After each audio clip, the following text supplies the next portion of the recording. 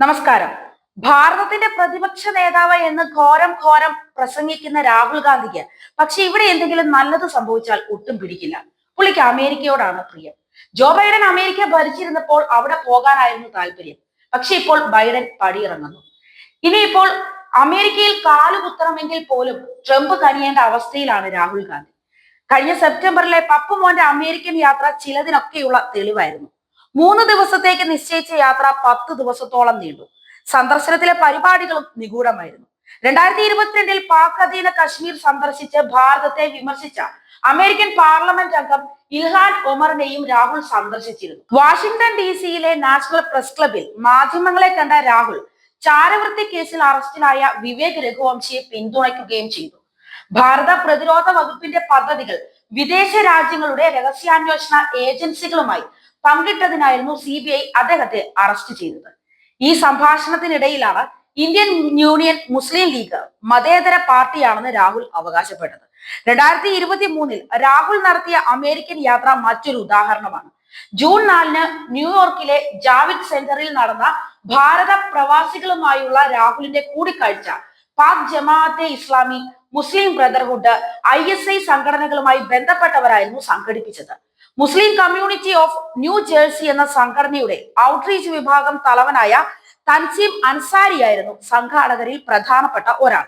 പാക് ജമാഅത്ത് ഇസ്ലാമിയുടെ അമേരിക്കൻ പ്രവാസി സംഘടനയായ ഇസ്ലാമിക് സർക്കിൾ ഓഫ് നോർത്ത് അമേരിക്കയുടെ പ്രൊജക്ട് ഡയറക്ടറും പാകിസ്ഥാൻ വംശജനുമായ ഇമാം ജവാദ് അഹമ്മദാണ് MCNJയെ നയിക്കുന്നത്. ഓരോ നാട്ടിലെയും സംസ്കാരത്തിനോടൊപ്പം ചേർന്ന് ഇസ്ലാം മതം പ്രചരിപ്പിക്കുക എന്ന മുസ്ലിം ബ്രദർഹുഡ് തന്ത്രം സ്വീകരിച്ച ജമാഅത്ത് തങ്ങളുടെ സംഘടനയെ Islamic circle of North America എന്ന് പുനർനാമകരണം ചെയ്യുകയായിരുന്നു. പാക് ജമാഅത്ത് പ്രവർത്തകനായ അബ്ദുൽ മാലിക് മുജാഹിദ് തലവനായിരിക്കെ ICNAയുടെ മാസികയായ the message international Hizbul Mujahideen കമാൻഡറായ സയ്യിദ് കലാവുദ്ദീന്റെ അഭിമുഖം നടത്തി.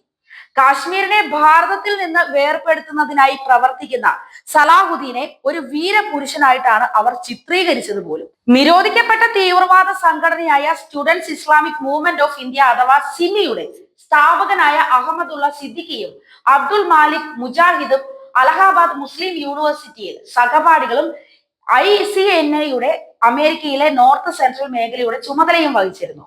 ഡെമോക്രാറ്റ്സ് അനുഭാവികളായ ഇവർ ജോർജ് ബുഷിന്റെ ഭീകരവാദ വിരുദ്ധ നടപടികളെ തുടർന്ന് 2008 US തെരഞ്ഞെടുപ്പിൽ ഒബാമയ്ക്ക് വേണ്ടിയും 2020 ബൈഡന് വേണ്ടിയും പ്രചാരണം നടത്തുകയും ചെയ്തു.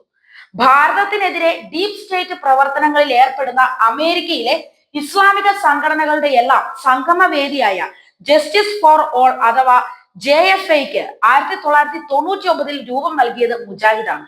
Save India, free Kashmir, faith coalition, Burma task force തുടങ്ങിയവയാണ് JFIയുടെ നേതൃത്വത്തിൽ പ്രവർത്തിക്കുന്ന മറ്റ് സംഘടനകൾ. സോറോസിന്റെ ഓപ്പൺ സൊസൈറ്റി ഫൗണ്ടേഷനുമായും ഇവർ ബന്ധപ്പെട്ടിരിക്കുകയാണ്. ഭാരതത്തിനെതിരെ പ്രവർത്തിക്കുന്ന ഒട്ടുമിക്ക സംഘടനകളിലും അബ്ദുൾ മാലിക് മുജാഹിദ്, ഷൈഖ് ഉബൈദ്, അഹമ്മദുള്ള സിദ്ദിഖി എന്നീ 3 പേരുകളുടെ സാന്നിധ്യം നമുക്ക് കാണാൻ സാധിക്കും. ഇവർ മൂവരും ഒരിക്കൽ ജമാഅത്ത് ഇസ്ലാമിയിൽ പ്രവർത്തിച്ചിരുന്നവരുമാണ്. ഇവർ തന്നെയായിരുന്നു രാഹുലിന്റെ അമേരിക്കൻ യാത്രയുടെ പിന്നിൽ ഉണ്ടായിരുന്നത്.